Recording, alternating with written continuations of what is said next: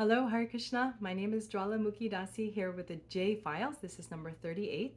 It is the video blog of my book or my journal called My Hoo-Hoo and the Destiny of the Universe, the Golden Age, the Great Sinister Movement, and the Firewalk of a Hare Krishna Kid. If you're joining us for the first time, I have 1 through now 38 videos or just reading out of my journal. My intention with these videos is to bring people to the absolute truth, the Supreme Personality of Godhead, Lord Shri Krishna, as given to us by the emissary of truth, His Divine Grace, A.C. Bhaktivedanta Swami Srila Prabhupada.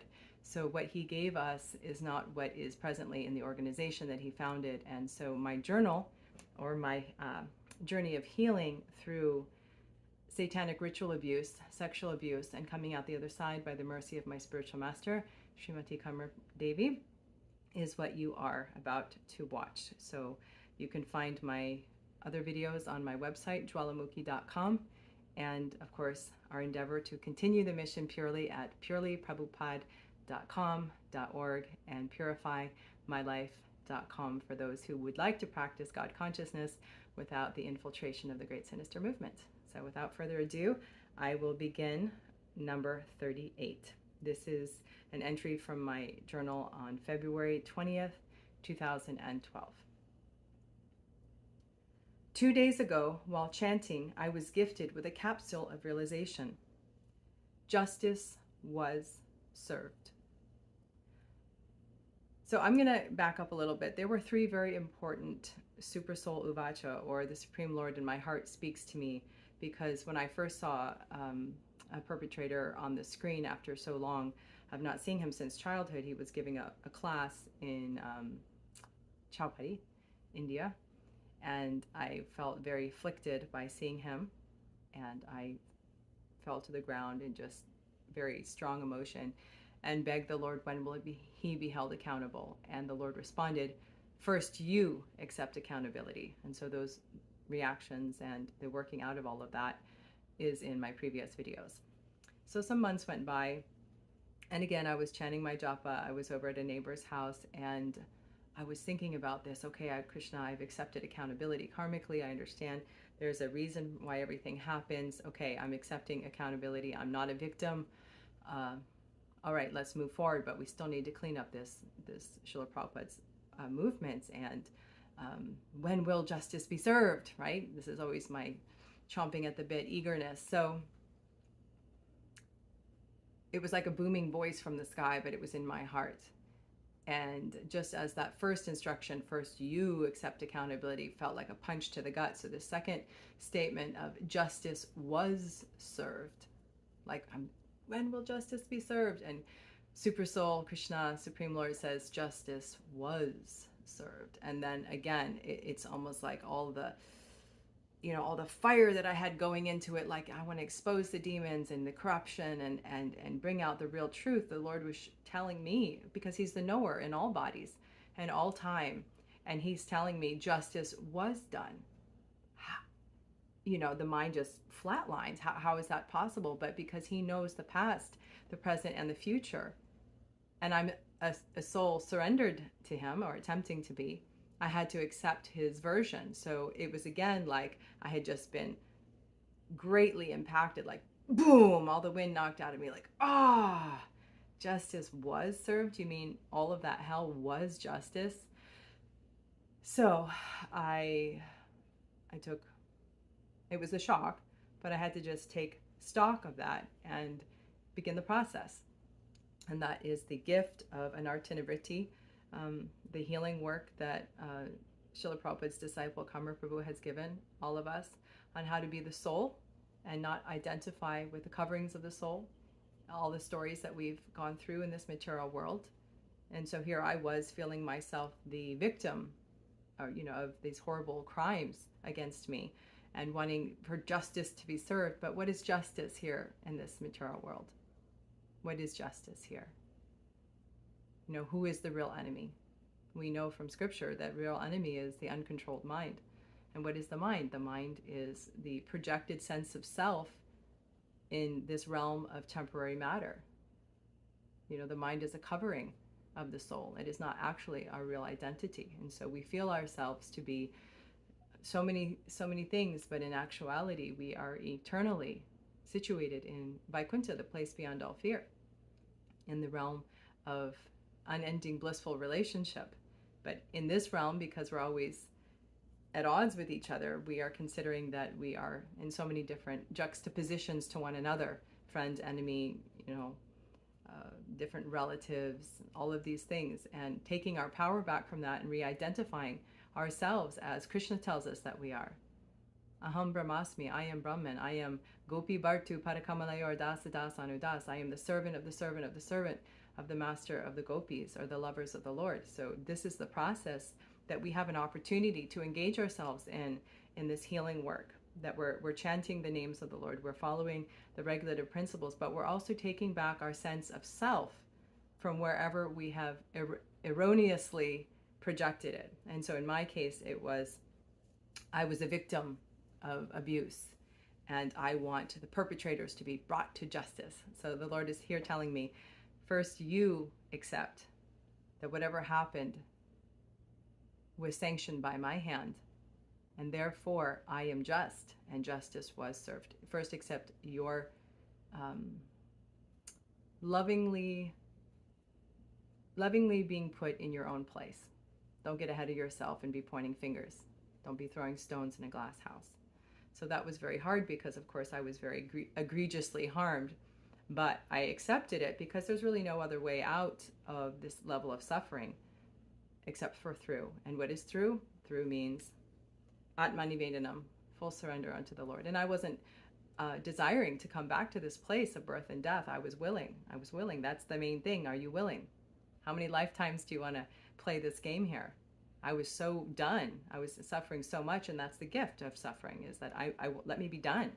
Let me be done. Let me do whatever it takes to examine my own attitudes and my own conditioning in my heart, and take proper shelter of a bona fide representative of His Divine Grace Srila Prabhupada. So that is my beautiful teacher, Kamar Prabhu, who has already done her own work for so many lifetimes and is now giving that process, which is already there in all of the scriptures. It's an eternal process of cleansing the heart, but she's given it in such a way that that healing of taking our power back from wherever we have identified falsely is a daily event, a daily, multiple times a day, checking where's my consciousness, and in that way happiness is there, because real identity is there, and no one can take that away from you. It doesn't matter what anybody does to you. They cannot separate you once you are reconnected to your real self, except for by willingly forgetting, which we are very afraid of doing so. The pure devotees of the Lord, whenever they're offered a benediction by the Lord, what is their prayer? My Lord, may I never forget your lotus feet. So even they prefer suffering in remembrance to enjoying in forgetfulness. So that is what we are doing. My Lord, even if there is suffering, as long as I can remember your lotus feet, that is perfection. If I'm enjoying in this world, this is a very dangerous position. Why? Because I forget who I am, and I stay in this hellhole, 8,400,000 species of life rotating again and again and again. So here we are. So I'm describing what was going on in my body, which is an indicator of what's coming out of it. It's just like a boil that's oozing. So here I'm describing, I felt lots of violent sexual energy today and spent some time screaming into my pillow. Then I went to the temple after that. I had a good conversation with Nanda Kumar Prabhu. Remember telling myself to remember to be more grounded first before presenting or trying to do anything. In that way, I will be effective. Because, when I was in that place of justice must be served, I was very like, this driving sense of revenge, not so much revenge, but it was like, we need to make it right. We need to make some sort of solution to this, instead of what I understand now, which is be the solution. Be that's Krishna consciousness that you want to see in others. Emanate Srila Prabhupada's teachings. There's no fixing an organization that is riddled from top to bottom with the worst of the worst evil. Well, I mean, why is it the worst of the worst evil? Because it had to come against, the worst of the worst had to come against the purest of the pure. That's how it is. So anyone who is engaging themselves in that mixed association is going to have a very difficult time being able to sort it out. And anyhow, Let's continue. I will not go into that topic right now. 22712. Last week, the most important information that came out of the processing was this. I saw myself in Repasura's room in the Los Angeles temple. Beast, hugely implicated, and Kill Asura, as well as a relative who was hiding off to the side in a closet, were there. I was 3 years old. I was naked in the middle of the floor. They were naked as well, from at least the waist down. I began to feel body memory or sensations at that point and felt very, very fearful. I was screaming as that little girl until my relative brought out a half body / torso of a person that was skeletal with skin peeling and garish, covered in dried blood. I became so frightened that I stopped screaming. Analyzing what I saw, the quote body was actually on a shiny metal pole with wheels on the bottom that made it freestanding. It was most likely a medical model used for teaching purposes that was redone to look worse to frighten us for programming purposes. Remember, trauma-based mind control is where it's at. Anyway, I felt myself choking and my wrists went somewhat numb. I knew that there were 2 men on top of me. I was so afraid to open my eyes to know who they were, but their names were already screaming themselves in my head. Because of my resistance to opening my eyes as that child to see who my abusers were, my teacher counted backwards and said, on the count of 5, you will open your eyes and see who those persons are. As she counted, the fear mounted, and then my eyes flew open on the count of 5, and I stopped breathing altogether. There it was. Kill Asura was stuffing his penis down my choking throat, and Rape Asura was effing me from below. The other 3, Beast, hugely implicated, and my closet-going relative, were all just as much a part vicariously. Their energy was on a super high of ultra lust and power. They were marveling at their wonderful tool, mind control, and trauma-based programming. They were going to be the new leaders of the ISKCON society. Their glorious exploits thus far, as well, embedded in the minds and scars of many a tenacious devotee's heart. At the beginning was this, the conscious poisoning and energy vampiring of our second generation. Here were the Kamsas and Putanas that Srila Bhaktisiddhanta Swami wrote about in his article called Organized Religion, link provided below. And they were successful. Just see how many are still giving the dark side all of their energy, full of blame and rage at ISKCON, at Srila Prabhupada, at Krishna himself. If I am not above this either sometimes, although I have been shown enough of the divine revelations to know that all is in order and love will win in the end. Now, how do we get from here to there?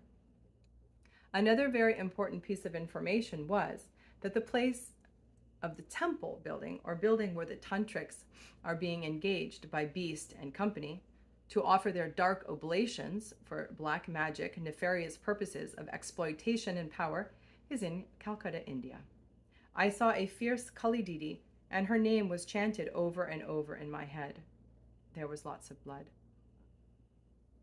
For those of you who are not familiar, there are 2 Kalis. There is the wife of Lord Shiva, Kali Ma, who is the mother of the universe. And then there is the personality of Kali, who is the deputized force of degradation by the Lord, who some people call the devil. But in this instance, I'm referring to Kali Ma. And unintelligent, foolish demons think that to propitiate or worship her, they offer blood sacrifices, although she never accepts anything but the remnants of her husband, who is the greatest devotee of Lord Vishnu. So neither one of them eats any of these blood sacrifices. The blood is actually eaten by the witches and hobgoblins and ghouls that are the worshippers of Goddess Kali.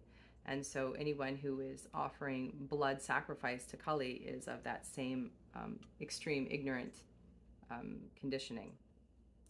There's of course some amazing stories in the Srimad Bhagavatam in this regard. I prayed for more information that would be the proof that everyone will ask for. That is when the snake, a large green python-like energy, revealed himself to me. I was straining in my heart in prayer to fervently allow myself to know this, to be of service. But I just kept feeling more and more sleepy and feeling the white fog of forgetfulness descend. And all my cares seemed irrelevant because, no matter how hard I tried to stay awake and go deeper, to know what I needed to know, I was simply drifting off. I fought to stay conscious. The green snake energy was questioned by my teacher. So, this entity, you have had a lot of power in Jwalamukhi's life, but it's time that you loosen up and step out. Tell her about your identity. When did you first come in? Because of the deep, drowsy, forgetful feeling I was experiencing, it was hard to get an answer. We only got the answer that he was not supposed to show himself and that he would get in trouble if he did. He kept trying to resettle back into my spine and my core as if he had never been noticed before. Just look that way. Just forget everything. It'll be all right. The closest thing I understood of his name was time. There were some visuals of a dynamic, dark, stormy blue sky with the play of spots of sunshine breaking through. I understood from this that there were devas at work here as well. This green python energy was not necessarily a gargoyle like many of them are. He was in that covering position place for a purpose, and he would be removed only by the Lord's order, who is the master of all time. 4 days ago, there was a Kirtan Mela going on in Mayapur, India. It went on and was broadcast on the internet. I tuned in now and again, especially to watch Madhava Prabhu. He inspires me with the depth of his meditation. Of course, this was back in 2012, before I knew a lot of what I know now. All glories to his service, but I can't listen to almost anyone's kirtan who's associated with the organization because the influence of that poisonous effect that Srila Prabhupada speaks about is present in so many of these devotees' kirtans, even though they may be practicing sincerely, but because they are under the jurisdiction of the great sinister movement leaders, that effect taints their kirtan, and I simply can't listen to it. It's painful, actually. However musically pleasing it may be, I can't hear it. It was last Friday, and somehow lots of stuff was just under the surface for me. I was putting together a belated birthday party for my middle son because the last few weekends in February were full of funerals or chickenpox. Anyway, between making pizza and cupcakes, I came upstairs to watch the kirtan on the computer. The image of the new construction of the Mayapur temple was shown intermittently. Just as with seeing Beast, I almost involuntarily throw up my hands in front of the screen, turn my head, and close my eyes. So, seeing this temple being constructed affects me much in the same way. Like, it's just an involuntary movement, like, ah! You know? Why is that? Why is that? As of right now, my feeling is to tear the whole thing down. Fie on Beast. Fie on the one who supports him monetarily. Fie on all the other persons in positions of leadership who benefit from him in some way, and so say nothing. Fie on those who are so riddled with their own acts of indecency they dare not speak. Fie on a society who allows and promotes in their magazine a known pedophile. Fie on the whole interwoven sickness of pride and denial that allows this poison to be the creative director. Just see what he has created. Now watch as his poison and the frailties of his associates are at the root of building what is supposed to be the astonishing mandir. The only thing that is so astonishing is the power of the deluding energy and her hand, Maya Devi, that makes puppets out of all of us fools. When will justice be done? When? Lord Ugra Nrsimha, I stared at through the pixels of my screen, my heart burning. Shishi Pancha Tattva. Why? All this was just a flash in my observer self as I doubled over, sitting on my heels, screaming with an open mouth. I held a cloth in front of my face to muffle my screams and to catch the tears and saliva. I didn't know when my toddler would come up the stairs and I would have to be a, quote, safe mommy again. Krishna was merciful, and I got at least 20 minutes before he came up and thought that I had hurt my nose. There was a war of intensity in my core. I really wanted to enter the void at this point. How could anything be so painful? When was it going to end? How much could I be punished? Feeling this way is worse than non-existence. What did I do to deserve this? And for that, would I have to suffer the same pain I have undoubtedly inflicted on countless others in previous lifetimes? Is a body capable of that even? No wonder I took my own life the last time around. This being alive stuff is way too horrible. But here I am again. When am I supposed to get? Where is the accountability? When will they all see what happened to a little girl so long ago? And will they even care? Will they care more about the money and the buildings and the positions? Yes. Oh, yes, they will. In the deepest part of the pain, the Super Soul Sutra was that first you accept accountability, and justice was served. Ouch! Death to the false ego. It has taken several days to sit with that one.